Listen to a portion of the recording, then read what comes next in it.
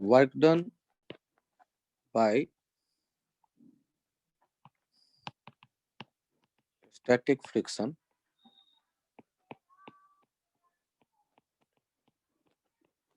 or tension or and which is present within the system will always be zero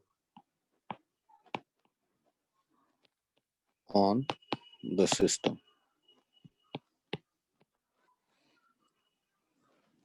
Work done by static friction or tension or normal reaction which is present within the system will always be zero on system.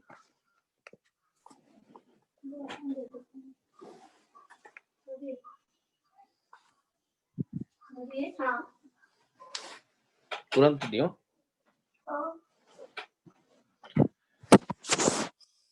अब मुझे ये बताइए, जैसे ये block है ए और B, आप एक ब्लॉक को पुल करके आगे लेते गए तो ए पे जब वर्क डन देखेंगे तो ए पे फ्रिक्शन किधर है, स्टैटिक आगे, और बी पे स्टैटिक फ्रिक्शन पीछे।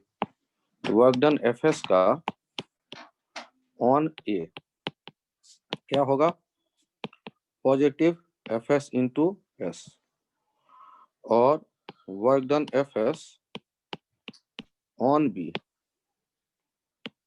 ये क्या हो जाएगा, minus F S into S, और वर्क डन टोटल देखेंगे तो ये हो जाएगा जीरो। जिन जिन के ये समझ में आ गया हैंड राइज करें प्लीज। बहुत बढ़िया। सारांश, सात्विक, अनुष्का, विशाल, शिवांशी, पलक, अनुष्का, निकिता, अबरार, बहुत बढ़िया, कीर्ति,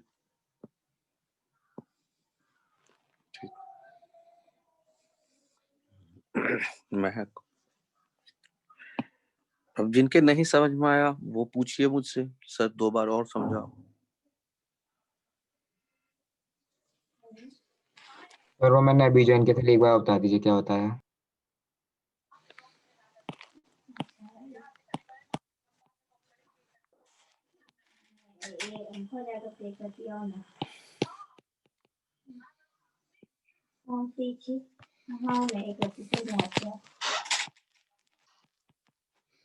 अब यदि हम देखें, इनको खींच करके लेते आए आगे एस, तो वर्क डन ए पर कितना होगा, प्लस एफ एस एस।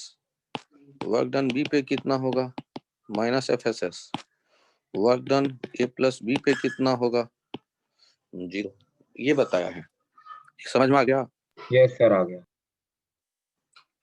ऐसे ही जो किसी लिफ्ट के भीतर 2 ब्लॉक रखे हुए हैं या ग्राउंड पे ही हॉरिजॉन्टल सरफेस पे 2 ब्लॉक रखे हुए हैं और आप एक को पुश करके आगे ले जाते हैं, मान लो एस आगे ले गए। अब इसमें बीच में नॉर्मल होगा, यदि ये नॉर्मल होगा तो ए पे वर्क डन कितना हो जाएगा, माइनस एन एस।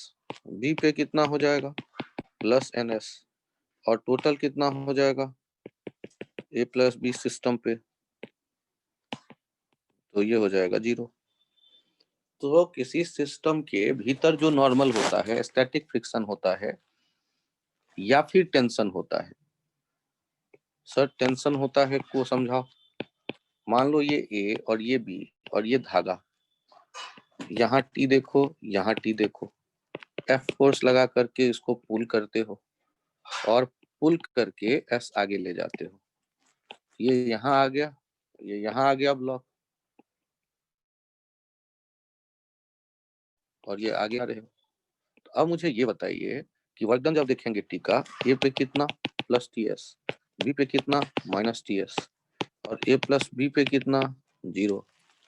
तो टेंशन जो एक्ट कर रहा होता है, नॉर्मल जो होता है सिस्टम में, या जो स्टैटिक फ्रिक्शन दिखता है, उनका टोटल वर्क डन हमेशा 0 आएगा। ये कंसेप्ट की तरह याद रखें। नेक्स्ट पॉइंट जो यहाँ आता है कंसेप्ट की ही तरह, कि work done by kinetic friction on A plus B system always be zero. Sorry, always be negative. ये work done by kinetic friction on A plus B system always be negative.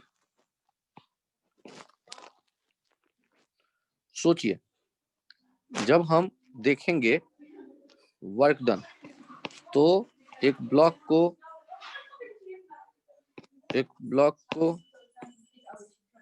एक Planck के ऊपर throw करते हैं, तो यदि throw करते हैं तो हम लोग देखते हैं काइनेटिक फ्रिक्शन एक इस तरफ, इस पे, इस तरफ, और ये अभी रेस्ट पे था, ये सरफेस स्मूथ है, तो धीरे धीरे ये आगे बढ़ने लगता है और ये उसके ऊपर आगे बढ़ने लगता है। तो जब आप देखते हैं ये फ्रिक्शन का वर्क डन, तो वर्क डन बाय एफ के ऑन ए, तो वर्क डन बाय एफ के ऑन ए जो होगा वो होगा माइनस एफ के इंटू एस ए, और वर्क डन बाय एफ के ऑन बी जो होगा ऑन बी, ये हो जाएगा प्लस एफ के एस बी। लेकिन इनका जो सम होगा वर्क डन टोटल, वो टोटल लेस देन 0 होगा, क्योंकि जब आप डिस्प्लेसमेंट की बात करेंगे तो एस ए जो होता है वो ज्यादा होता है एस बी से। जितना ब्लॉक चलता है उतना तो ये चलेगा ही उसके ऊपर बैठे बैठे, और ये ब्लॉक के रिस्पेक्ट में भी ऊपर स्लाइड कर गया, तो जो ए का डिस्प्लेसमेंट होता है वो ज्यादा हो जाता है, तो निगेटिव वाले का वर्क डन डोमिनेट कर जाता है, जिसके कारण काइनेटिक फ्रिक्शन का वर्क डन निगेटिव आता है टोटल। यहाँ ये पॉइंट भी ध्यान रखने वाला है, काइनेटिक फ्रिक्शन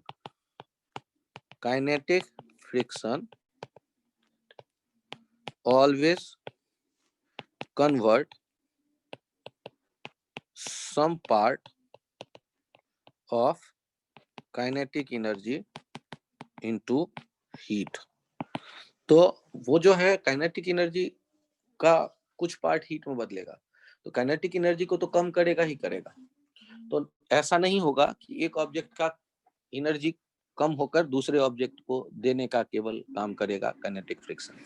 हाँ देखिए, ए का काइनेटिक एनर्जी कम होगा, बी का काइनेटिक एनर्जी बढ़ेगा, लेकिन वो दोनों बराबर नहीं होंगे, कुछ ना कुछ अंतर आएगा जो हीट में गया। इसीलिए जो नेटवर्क डन काइनेटिक फ्रिक्शन का आता है वो 0 नहीं आता, निगेटिव आता है। फिर से एक बार सुनिए, स्टैटिक फ्रिक्शन, नॉर्मल रिएक्शन या टेंशन, इनका सिस्टम पे नेट वर्क डन टोटल 0 होता है, लेकिन काइनेटिक फ्रिक्शन हमेशा क्या करता है, कुछ ना कुछ काइनेटिक एनर्जी को छीनकर हीट में कन्वर्ट करता है। इसलिए हम लोग क्या कहते हैं कि काइनेटिक फ्रिक्शन का जो वर्क डन होगा, kinetic friction always convert some part of kinetic energy into heat, kinetic friction always convert some part of kinetic energy into heat. इसलिए जो काइनेटिक फ्रिक्शन का वर्क डन होता है वो नेगेटिव होता है टोटल। हाँ, ए पे नेगेटिव है, बी पे पॉजिटिव है, लेकिन सिस्टम पे जो टोटल देखेंगे तो नेगेटिव होगा नेट, हमेशा के लिए ध्यान रखिएगा। और नेगेटिव होने के पीछे का लॉजिक कैसे याद रखेंगे, कि ऐसा नहीं करता काइनेटिक फ्रिक्शन कि एक का काइनेटिक एनर्जी कम करेगा दूसरे का बढ़ा देगा और दोनों बराबर होंगे। वो कुछ ना कुछ पार्ट काइनेटिक एनर्जी को भगा देगा हीट में।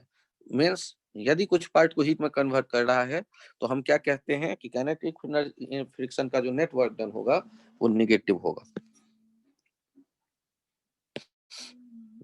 यहाँ फिर से एक बार मैं बोलता हूँ ध्यान रखिए कि आज का इंपॉर्टेंट कंसेप्ट क्या है। इंपॉर्टेंट कंसेप्ट ये है, जो ध्यान रखिएगा, work done net on system by FS, T और N,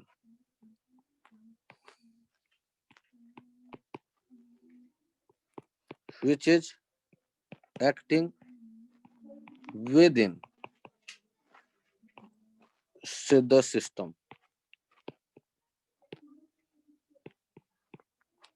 will always be 0 on the system,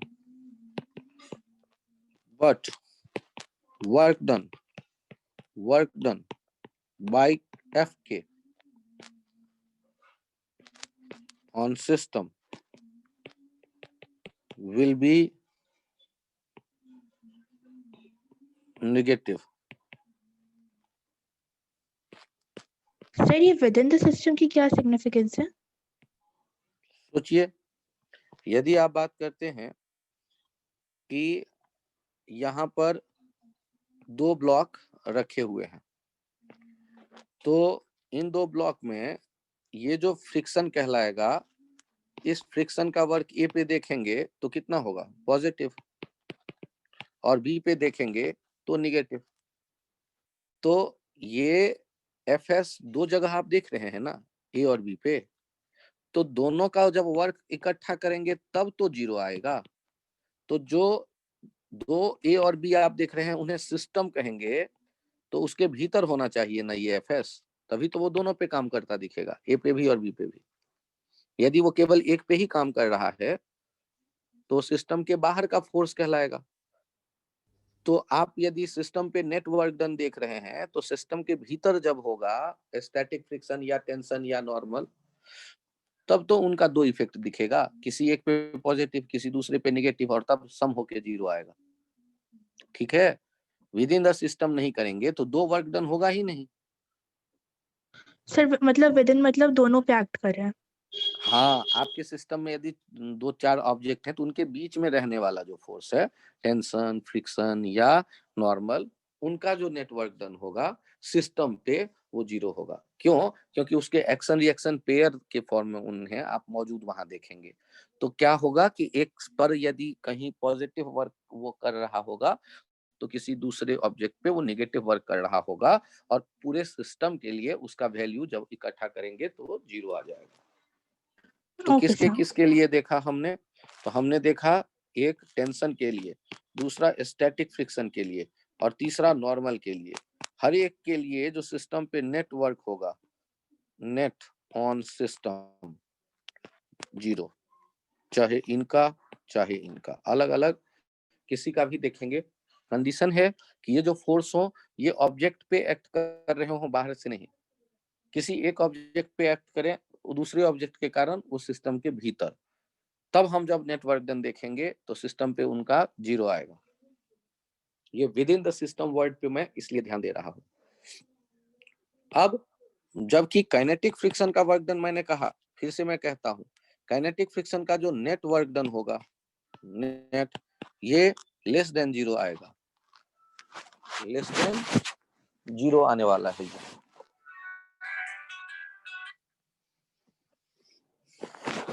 ठीक है,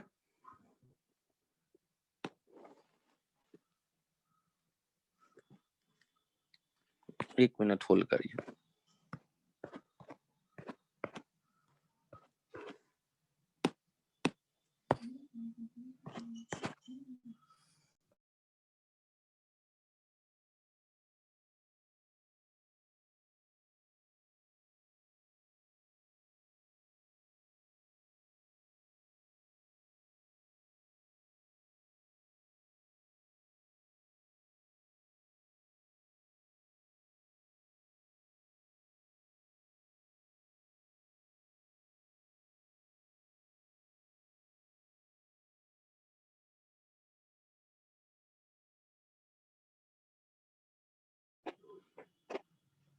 यहाँ अब नेक्स्ट पॉइंट जो देखना है वो एक एग्जाम्पल होता है, जो आप समझ लें तो बड़ी अच्छी बात है।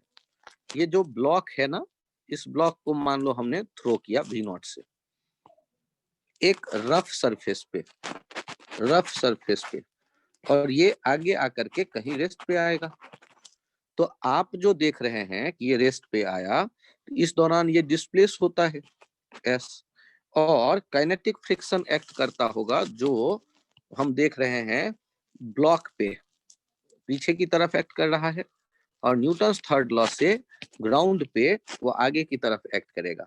तो आपको बताना है find work done by FK on block M on ground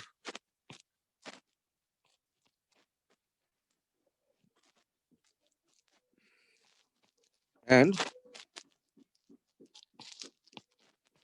on block plus ground system, block plus ground system between A to B shown। अब आप लोग देखिए क्या उत्तर देते हैं इस क्वेश्चन के लिए। काइनेटिक फ्रिक्शन का ब्लॉक पे, ये जो है ब्लॉक, इस पे वर्क देखना है, और फिर काइनेटिक फ्रिक्शन का AB के बीच ग्राउंड पे वर्क देखना है, और फिर ब्लॉक प्लस ग्राउंड सिस्टम पे देखना है, A से B के बीच। चलिए सोचिए। तो ब्लॉक पे मैं बता देता हूं, वर्क डन जो ब्लॉक पे आप देखेंगे ऑन ब्लॉक, ये कितना हो जाएगा -FK इंटू S, और वर्क डन ऑन ग्राउंड कितना होगा, ऑन ग्राउंड ये आपको बताना है, और वर्क डन ऑन सिस्टम कितना होगा ये आपको बताना है। तो मुझे तो लगता है आप सबको पसंद आ जाएगा, +FK इंटू S और ये 0। जिन जिन के पसंद आ गया जल्दी से हैंड राइज करें।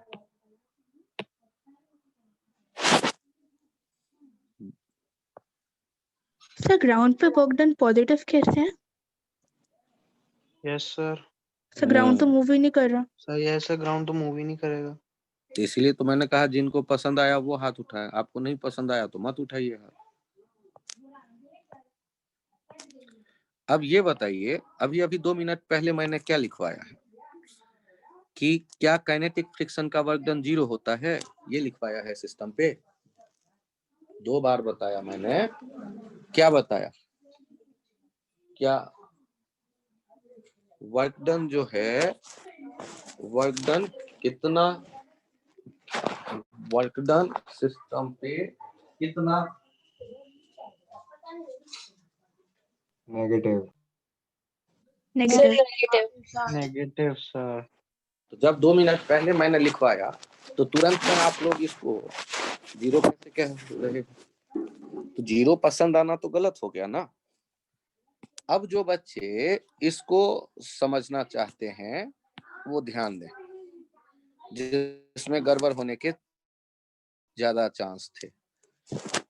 हमने देखा F के आगे, और हमने देखा डिस्प्लेसमेंट आगे, और हमने सोचा क्या कि FK और S का वर्क डन जो है पॉजिटिव कह दूं ग्राउंड पे, ग्राउंड पे मन तो यही कह रहा है, लेकिन एक्चुअल में क्या होता है कि FK मान लो अभी यहाँ पे है, ये जिस पॉइंट पे ग्राउंड पे ये फ्रिक्शन एक्ट कर रहा है, उस पॉइंट का ग्राउंड के रेस्पेक्ट में डिस्प्लेसमेंट कितना होगा, तो डिस्प्लेसमेंट ए पॉइंट का ग्राउंड के रेस्पेक्ट में कितना होगा, वो तो 0, क्यों, क्योंकि वो तो ग्राउंड पे ही है ना। तो आप जब बात करेंगे ब्लॉक आगे आ गया, तो ब्लॉक आगे आ गया तो फ्रिक्शन आगे पहुंच गया, आगे पहुंच गया ए डैश, तो ये ए डैश के लिए आप सोचिए ए डैश पे कितना हो जाएगा, ए डैश पे हो जाएगा 0। क्यों 0? ये तो सोचो, क्योंकि ए डैश वाले पॉइंट का भी चूंकि वो ग्राउंड पर है, तो ग्राउंड के किसी पॉइंट का ग्राउंड के रिस्पेक्ट में डिस्प्लेसमेंट तो 0 होता है। सर फिर तो ये फ्रिक्शन आगे आया। हाँ, जिस जिस पॉइंट पे फ्रिक्शन है उस पॉइंट का, ग्राउंड के उस पॉइंट का डिस्प्लेसमेंट थोड़े ना हो रहा है। पॉइंट ऑफ एप्लीकेशन अपने आप को बदल रहा है, लेकिन पॉइंट ऑफ एप्लीकेशन जिस मोमेंट पे जो है उसका कोई डिस्प्लेसमेंट नहीं हो रहा है ग्राउंड के पॉइंट का। ब्लॉक के पॉइंट हमेशा, ब्लॉक का जो बेस है वो हुआ उस फ्रिक्शन का, काइनेटिक फ्रिक्शन का एप्लीकेशन पॉइंट, वो तो शिफ्ट हो रहा है। लेकिन ग्राउंड जिस पॉइंट पे हम फ्रिक्शन को एक्ट करता देखते हैं, वो पॉइंट थोड़े ना मूव करेगा। हाँ, ब्लॉक आगे आया तो फ्रिक्शन अब नए किसी ग्राउंड के पॉइंट पे एक्ट कर रहा है काइनेटिक, लेकिन उस पॉइंट का भी ग्राउंड के रिस्पेक्ट में डिस्प्लेसमेंट तो नहीं होगा। तो ये जो हम कह रहे हैं वो ये वाला पार्ट एफ के नहीं होकर के इसको क्या होना पड़ेगा, 0। और तब आप देखिएगा ये वर्क डन सिस्टम कितना हो जाएगा, ये हो जाएगा माइनस एफ के एस, और तब ये हो जाएगा लेस देन 0। क्या ये आइडिया सबके समझ में आ गया? Yes sir. Yes sir. अरे बहुत से बच्चों को ये 2-3 बार में नहीं आता समझ में, तो मैं हैंड राइज करने के लिए अभी उनको इनवाइट कर रहा हूं जिनके नहीं समझ में आ रहा है। देखिए, जब तक आप मुझे बताएंगे नहीं कि मेरे समझ में नहीं आया, मैं 2 बार और नहीं आपको एक्सप्लेन कर सकता। आप बताएं कि मेरे समझ में नहीं आया तो मैं कोशिश करूंगा। पहले मुझे ये बताइए आप सब लोग कि फ्रिक्शन जब हम एक ब्लॉक को जमीन पे चलता देखते हैं, ब्लॉक को जमीन पर चलता देखेंगे, ये है ग्राउंड और ये है ब्लॉक। तो ये जो फ्रिक्शन है ये किधर एक्ट करेगा, ब्लॉक पे, सर नीचे। बैकवर्ड। के अपोजिट डायरेक्शन। और ग्राउंड पे किधर एक्ट करेगा, आगे। Newton's Forward. थर्ड लॉ से, बाय न्यूटन्स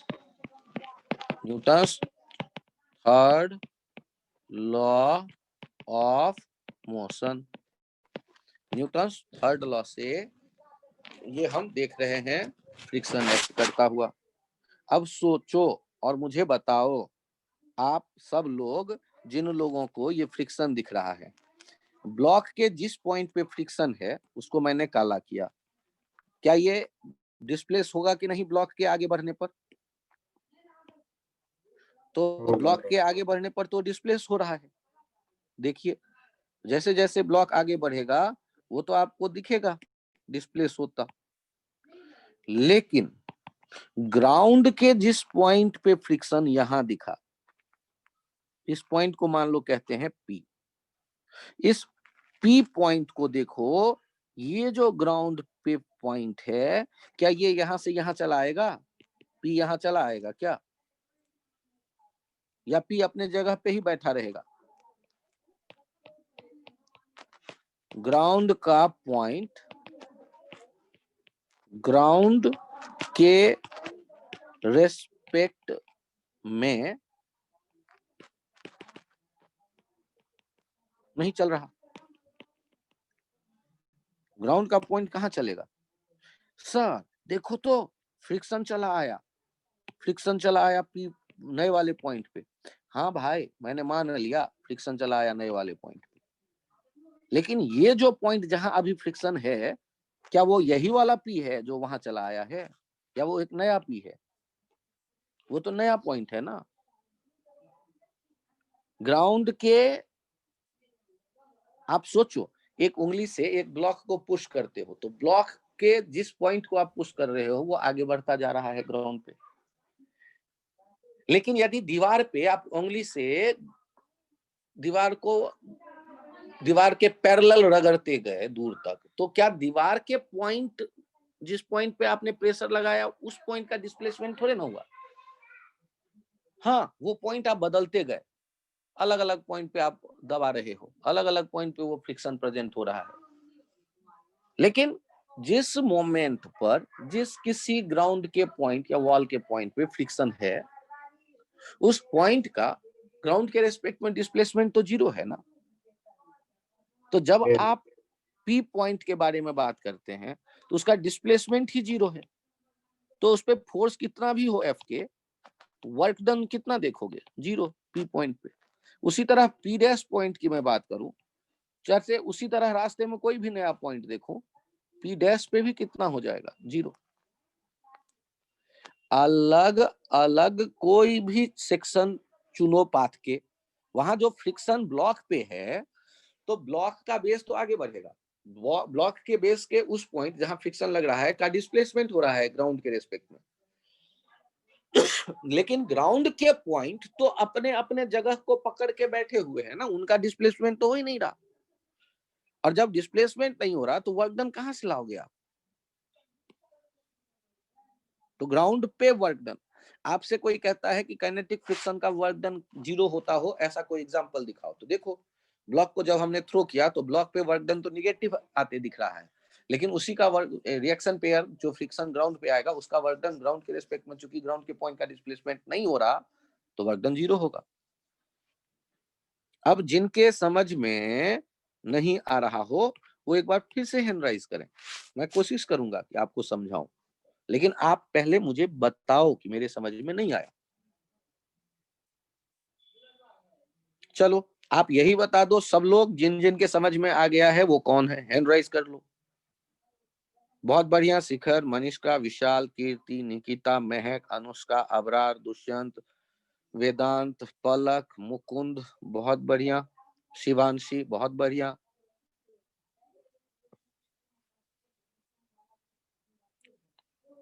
दुष्यंत और हिमांक, क्या मैं एक बार और कोशिश करूं? बालक, हिमांक, कुछ बोलो, क्या एक बार और समझाऊं?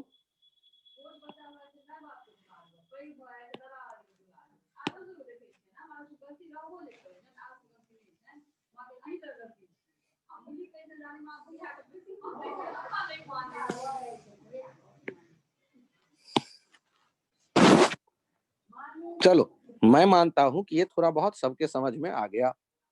एक काम करते हैं, यहां देखते हैं एक ब्लॉक, और इस ब्लॉक का मास कहते हैं m, और ये यहां देखिएगा कि धागे से दूसरे ब्लॉक से जुड़ा है, ये भी है मास m, और ये यहां से एक को कह दो a, एक को कह दो b, और इन्हें कहते हैं b इज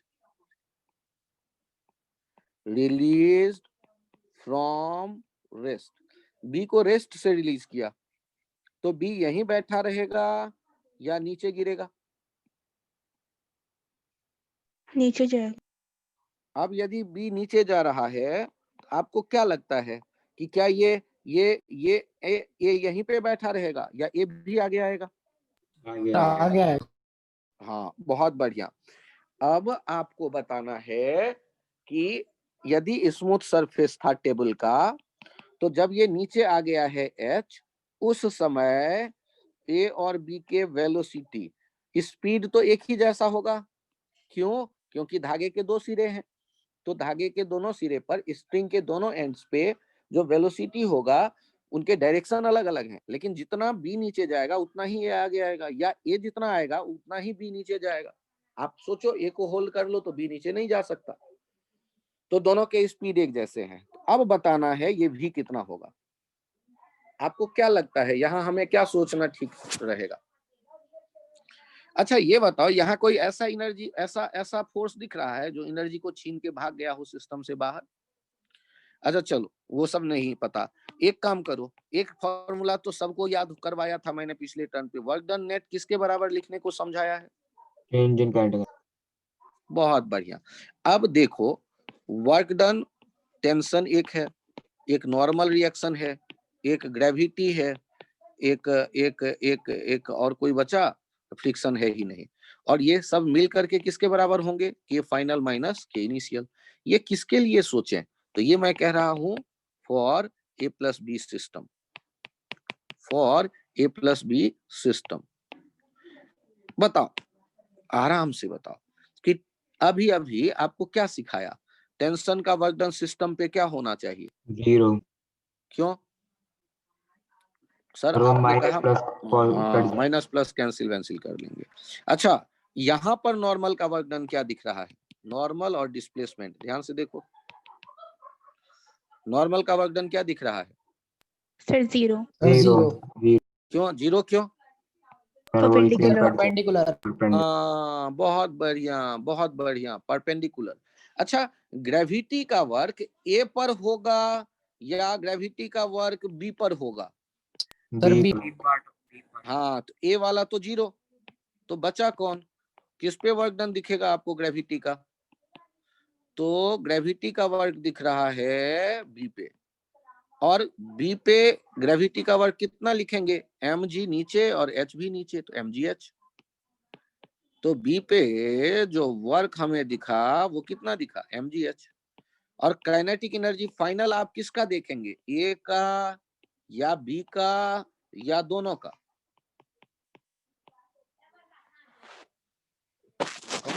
दोनों का। दोनों का क्यों? क्योंकि आपने किसके लिए work kinetic energy theorem apply करने की सोची है, केवल ए के लिए या बी के लिए या ए प्लस बी सिस्टम के लिए? Sir A plus B A plus B. System. Kinetic energy किसका देखेंगे फाइनल, ए का या बी का या ए और बी सिस्टम का? सर ए और बी। System. इसीलिए ए का भी और बी का भी ये फाइनल वाला देखो, और ए का और बी का ये इनिशियल वाला देखो, क्योंकि रेस्ट से रिलीज किया गया, B is released from rest. तो हमारे पास जो ये रिलेशन है वो कितना आ गया, mgh equals to half mv square plus half mv square. अच्छा, इसके यहां तक पहुंचने में आपने बड़ी मेहनत की, टेंशन को सोचा, नॉर्मल के बारे में विचार किया, फिर आपने ग्रेविटी के वर्क डन देखे, और फिर चेंज इन काइनेटिक एनर्जी। कुछ थोड़े लॉजिकल वे में सोचो तो आपको क्या दिख रहा है कि पोटेंशियल एनर्जी हाइट कम होने से कम होती है, तो लॉस हुआ है किसमें, पोटेंशियल एनर्जी में। और एक एनर्जी यदि कम हुआ और कोई लेकर के भागने वाला फ्रिक्शन विक्शन नहीं है, तो वो कहाँ गया होगा, गेन इन काइनेटिक एनर्जी कह देंगे। तो लॉस किसका होते दिख रहा है, जो नीचे आया, और गेन किसके किसके दिख रहा है, ए का भी और बी का भी। तो हम डायरेक्ट ये ऐसे भी सोच सकते हैं, और इसे कहते हैं law of conservation of energy, conservation of energy, या law of conservation of mechanical energy. अरे सर, आप नाम भी बदलते रहते हो। अब ये मैकेनिकल एनर्जी कहां से आ गया, ME? मैकेनिकल एनर्जी होता है kinetic energy plus potential energy. ये एक नया टर्म आपके दिमाग में डाला गया कि मैकेनिकल एनर्जी क्या है, kinetic energy plus potential energy. तो law of conservation of energy सोचते वक्त हम क्या देखते हैं, ये मैकेनिकल एनर्जी कंजर्व करते वक्त हम क्या सोचते हैं कि रेजिस्टेंस ना हो, पहली बात, और उसके बाद देखते हैं कि कोई ऐसा फोर्स ना हो जो एनर्जी छीन बीन के भाग जाए, और वो तो धीरे धीरे एक्सपीरियंस से आपको दिखने लगता है। अब बढ़ा कौन और घटा कौन, इसमें हमेशा टेंशन रहता है, नहीं समझ में आता। तो आपको कोई एक बड़े आराम से दिखेगा, तो देखो यहाँ काइनेटिक एनर्जी नहीं था, बाद में आ गया, इसका मतलब बढ़ा है। और यदि एक बढ़ा है तो दूसरा जरूर कम हुआ होगा, यदि काइनेटिक बढ़ा है तो पोटेंशियल कम हुआ होगा। तो कम कितना, नीचे जिसकी ऊंचाई घटी उसी से कम होगा। ए वाला का तो एक ही लेवल पे है, तो उसके तो एनर्जी में कोई कमी नहीं आई पोटेंशियल में। बी वाला नीचे आया तो उसकी पोटेंशियल एनर्जी कम हो गई, mgh। सर ये पोटेंशियल एनर्जी क्या होता है, क्लास 9th में हमने देखा था, पोजीशन या कॉन्फ़िगरेशन के कारण जो एनर्जी होता है। सर मुझे नहीं फील आता, तो आप बैठो, आपके सर के ऊपर 1 किलोग्राम का एक ब्लॉक मैं गिराता हूँ, देखो तो वो जो अभी मैं गिराने वाला हूँ उसके पास अब बोलो एनर्जी है कि नहीं। यदि बोलोगे नहीं तो मैं ब्लॉक गिरा दूंगा, देखो सर से टकराएगा, वो जो पोटेंशियल एनर्जी में कमी आएगी ब्लॉक के काइनेटिक में बदलेगा। फिर वो जब आपके सर से टकराएगा तो वही काइनेटिक एनर्जी हीट और साउंड में बदलेगा, आप चीखोगे, और सर छू के देखना थोड़ा गर्म भी हो गया होगा। इसका मतलब एनर्जी एक फॉर्म से दूसरे फॉर्म में जाता रहता है। तो यहाँ हमने इस नजरिए से देखा कि काइनेटिक एनर्जी जो है बढ़ गया तो जरूर कोई एनर्जी कम हुआ, तो पोटेंशियल यहाँ कम होते देखा। क्योंकि सिस्टम में कोई और तो दिख नहीं रहा जो आकर के एनर्जी बढ़ाने का काम कर रहा हो, तो पोटेंशियल कम हुआ और काइनेटिक बढ़ गई। जिन लोगों को ये आइडिया थोड़ा थोड़ा समझ में आया हो प्लीज हैंड राइज करें। बहुत बढ़िया। मनीषा, मुकुंद, पलक, अबरार, सारांश, निकिता, अनुष्का, विशाल, शिखर, महक, कीर्ति, हिमांग, बहुत बढ़िया, बहुत बढ़िया। सुशांत,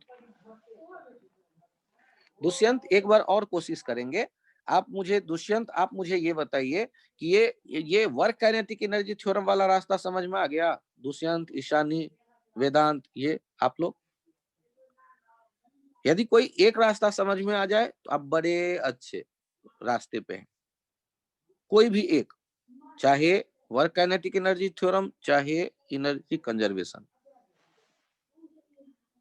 घबराना मत यार, मैं और एग्जांपल देता हूँ। 2-3 बच्चों को एक एग्जांपल से मन नहीं मानता। अच्छा ध्यान से देखिएगा, यदि मैं छत से टंगा हुआ देखूं और ये आप देख रहे हैं ए m मास का, और ये आप देख रहे हैं b 2m मास का, ये b is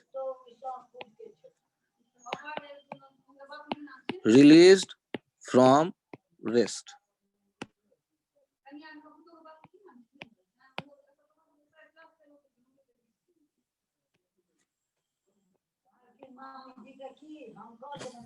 बताओ,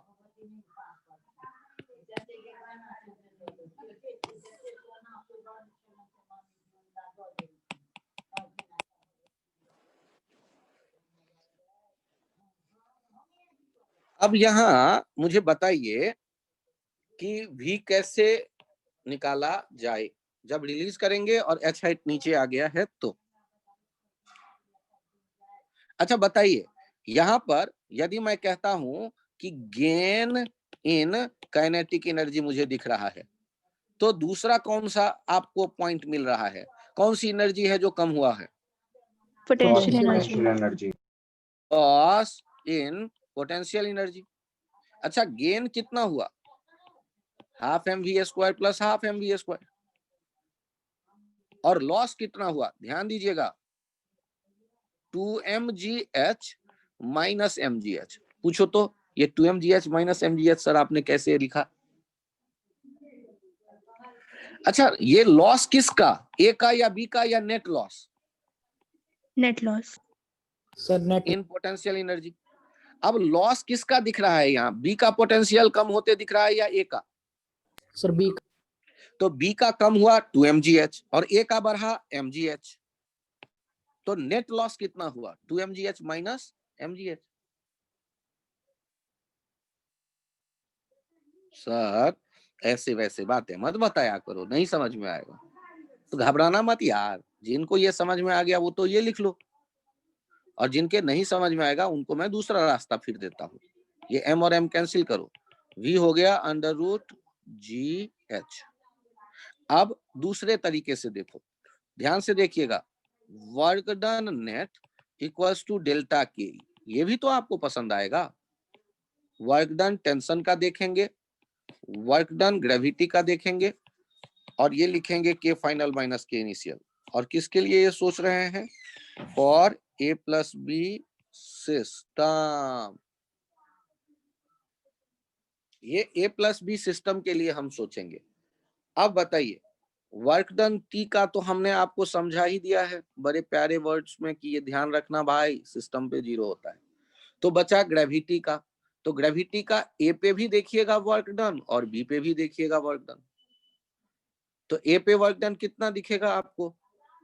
mg नीचे है, mg नीचे की तरफ और डिस्प्लेसमेंट ऊपर की तरफ माइनस mgh। और B पे वर्क डन कितना हो जाएगा? Twice mg Plus 2. into h। और काइनेटिक फाइनल दिखेगा half mv² plus half mv² और इनिशियल दोनों के 0 है। इनिशियल दोनों के 0 है, रेस्ट से रिलीज किया था। अब ये कितना हो गया, mgh equals to mv square, v हो गया √gh। इसमें कोई कंफ्यूजन हो तो बताएं, इसमें कोई कंफ्यूजन हो तो बताएं। थोड़े काल में आएंगे तो có tả đấy là anh có tập này dạ thấy thì là có bao nhiêu cái gì chứ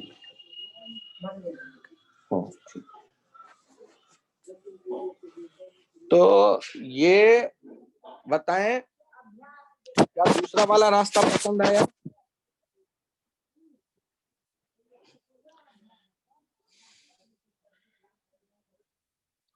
देखिए सर, ये पहला रास्ता कहाँ पर है?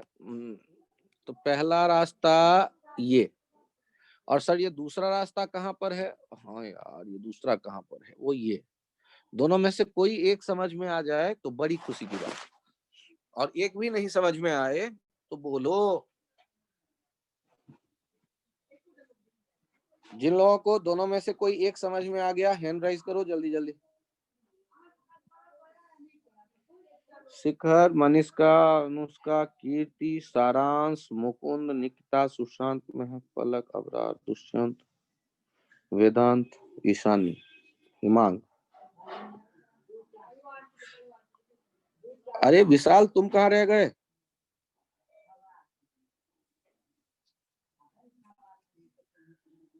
दुष्यंत, अरे कुछ तो बोलो।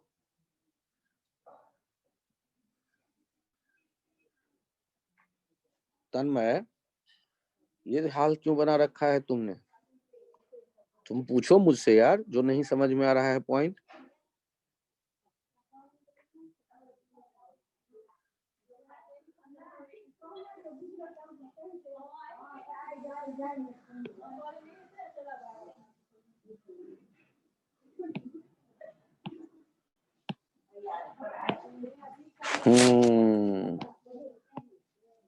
चलिए, अच्छा इस पॉइंट को समझिए।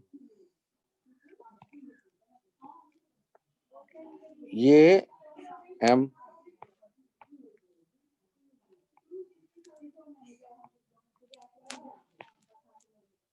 ये m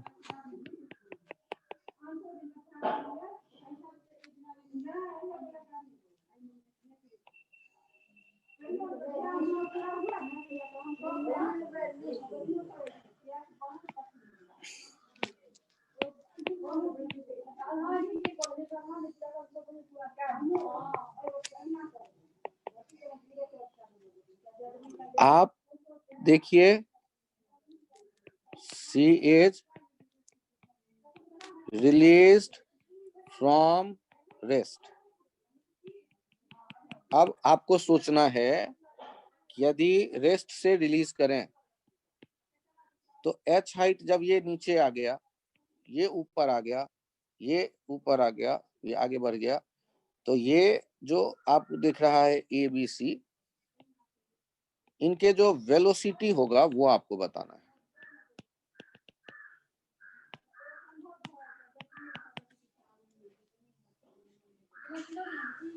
तो ध्यान से देखिएगा, एक जितना ऊपर नीचे गया उतना ही तीसरा ऊपर आया होगा।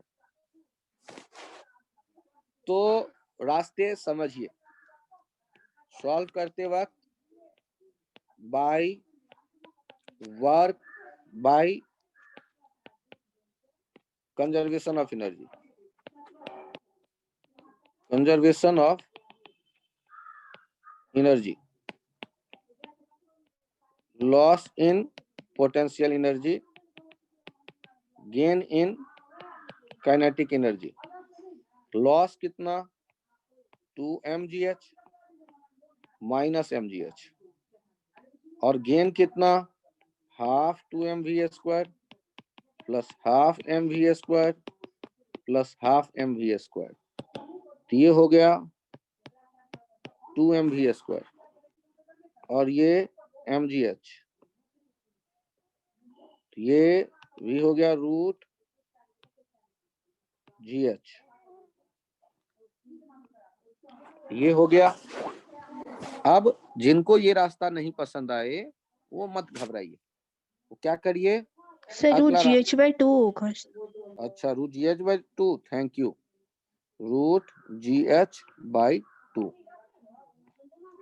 ठीक है, थैंक यू। अब नेक्स्ट दूसरा रास्ता यहीं पर देखिए आप कि work done net equals to delta K, work done T, work done normal, work done gravity, delta के।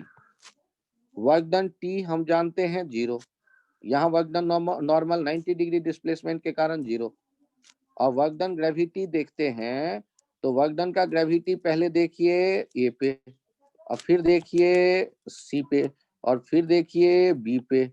तो ए पे तो हो गया -mgh, बी पे हो गया 0 क्योंकि वो हाइट बदला ही नहीं, और ये 2 mgh किसके लिए, सी के लिए, सी के लिए mg भी नीचे और 2 mg भी नीचे और डिस्प्लेसमेंट भी नीचे, ए के लिए अपोजिट इसलिए निगेटिव। और के फाइनल कितना, के final half mv² plus half mv² plus half 2mv²।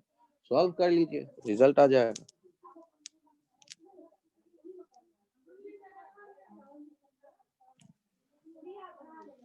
क्या कहते हैं, ये भी थोड़ा थोड़ा समझ में आया सबके?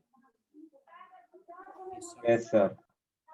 दो रास्ते हैं, या तो आपने एनर्जी कंजर्वेशन देखा उससे भी वहीं पहुंचे आप, या जहां दूसरे रास्ते से पहुंचे। दूसरा रास्ता किसके लिए था, दूसरा रास्ता कहलाता था by work kinetic energy theorem, work kinetic energy theorem. सोचो,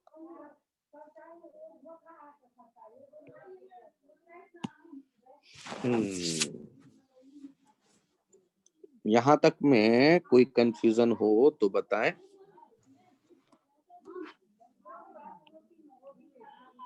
नो सर, क्लियर है सर। देखिए, फोर्स कहते ही आपके मन में विचार आए tension, normal, friction, kinetic, static, कोई एफ ग्रेविटी, mg, फिर पुश और पुल F, यही सब तो आएगा याद। और हम हर एक के वर्क डन को धीरे धीरे समझने की कोशिश कर रहे हैं। यहाँ देखिए, हम लोग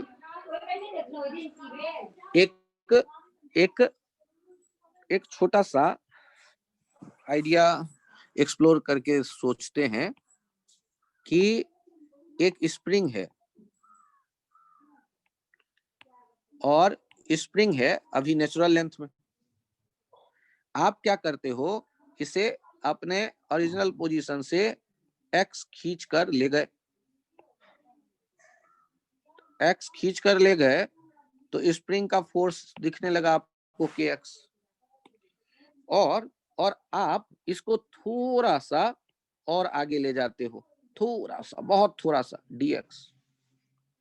तो यहाँ जो वर्क डन बाय स्प्रिंग आप देखेंगे, छोटा सा जो डिस्प्लेसमेंट है d work done by spring, ये क्या लिखेंगे, -kx dx।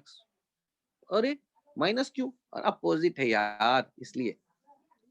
और आप यदि टोटल वर्क डन चाहते हैं, ऐसे खींचते खींचते आगे ले जा रहे हैं, तो टोटल वर्क डन इंटीग्रेट कर दो दोनों तरफ। तो ये वर्क डन स्प्रिंग के फोर्स का, और इंटीग्रेट कहां से कहां तक कर रहे हो, माइनस के हटाओ x dx, x का वैल्यू शुरू में नहीं था कुछ, और आप x0 तक ले जाते हो खींच खाच के। तो ये कितना हो जाएगा, वर्क डन बाय स्प्रिंग। तो वर्क डन बाय स्प्रिंग हो जाएगा, ये सिंबल से मत घबराना, kx0²/2 या x²/2, x के बदले x0 तो kx0²/2। सर ये माइनस क्या कर रहा है, अरे यार माइनस इसलिए क्योंकि अपोजिट है। सर ये कैलकुलस क्यों लगाना पड़ा, when force is variable, force is variable, we must use calculus to get total work done by the variable force, by the variable force. सोचो और बताओ कि यहाँ स्प्रिंग फोर्स से तो जान पहचान एनएलएम में थोड़ा बहुत आप लोगों के हो गया है ना, और स्प्रिंग फोर्स आपको पता ही है, जैसे जैसे इनलोंगेशन बढ़ाते जाएंगे स्प्रिंग फोर्स बढ़ता जाएगा। और किधर होगा, जिधर डिस्प्लेसमेंट अभी आपने देखा उसके अपोजिट दिख रहा है। डिस्प्लेसमेंट आपने किधर देखा, आगे की तरफ, यही तो है डिस्प्लेसमेंट, और ये है फोर्स, और दोनों के डायरेक्शन किधर है, अपोजिट। अपोजिट तो ये माइनस के एक्स डी एक्स, माइनस के एक्स नॉट स्क्वायर। सोचिए, माइनस के एक्स डी एक्स, माइनस के एक्स नॉट स्क्वायर बाय 2। यदि कोई कंफ्यूजन हो तो बताएं, और आपको लगता है कि ये कैलकुलस का यूज थोड़ा समझ में आया तो बड़ी खुशी की बात। सर एक बार फिर से बता दीजिए। अच्छा, मुझे ये बताइए कि यदि मैं स्प्रिंग को देखता हूं अभी नेचुरल लेंथ में, तो स्प्रिंग फोर्स कितना होगा, स्प्रिंग फोर्स कितना होगा, माइनस के एक्स। अभी x कितना है, माइनस के एक्स। अरे यार अभी ये x 0 है, ये नेचुरल लेंथ है, 0। Natural length. अच्छा चलो, तुमने x/2 खींचा आगे, तब यहाँ फोर्स कितना होगा कि x/2। यदि तुमने शुरू से x 3x/4 आगे खींच लिया तो फोर्स कितना होगा कि 3x/4, और जब तुमने x आगे खींच लिया तो वहां फोर्स कितना होगा कि x। तो जब तुम यहां से यहां तक ले गए, इस डिस्प्लेसमेंट x में वर्क डन बाय स्प्रिंग कितना होगा, आपसे बताने को कहा जाए तो आप क्या करोगे, आप कहोगे सर के एक्स इंटू एक्स, ये हो जाएगा वर्क डन, और माइनस साइन इसलिए क्योंकि अपोजिट है, तो आपका वर्क डन आ जाएगा माइनस के एक्स स्क्वायर। अब अकल लगाओ, फोर्स आप के एक्स क्यों लोगे, के सर वर्क डन 3x/4 क्यों पॉजिटिव नहीं लोगे, होगा। के x/2 क्यों नहीं लोगे। मतलब इन सब को सोचो तो सही, ये फोर्स क्या एक जैसे हैं जो F इंटू एस कर देते हो आप। F इंटू एस कब किया जाता है वर्क डन के लिए, F इंटू एस कब करते हो आप, जब sir F same force. Constant होता है, और F यदि वेरी कर रहा है तो वर्क डन क्या लिखोगे, F ds, छोटा सा डिस्प्लेसमेंट, और फिर इंटीग्रेशन। यदि स्प्रिंग का फोर्स वेरी कर रहा है तो वेरिएबल होने पर कौन सा फोर्स लेकर के डिस्प्लेसमेंट से मल्टीप्लाई करोगे, कोई लॉजिक है तो बताओ। और जब कोई लॉजिक नहीं है तो देखो हम क्या सोच रहे हैं, हम ये सोच रहे हैं कि जब ये नेचुरल लेंथ था उससे हम x आगे चले आए तो उस समय जितना फोर्स है, हम ये तो पता है हमें कि ये बदलेगा, लेकिन यदि हम डिस्प्लेसमेंट बहुत छोटा सा ले dx, तो इस dx के लिए हम फोर्स को कांस्टेंट मान सकते हैं, तो उतने दूरी के लिए वर्क डन क्या लिखेंगे, k इंटू डी एक्स, चूंकि अपोजिट डायरेक्शन में है, और ऐसे छोटे छोटे टुकड़ों के इकट्ठा करना मतलब इंटीग्रेशन, यही दे देगा वर्क डन बाय स्प्रिंग।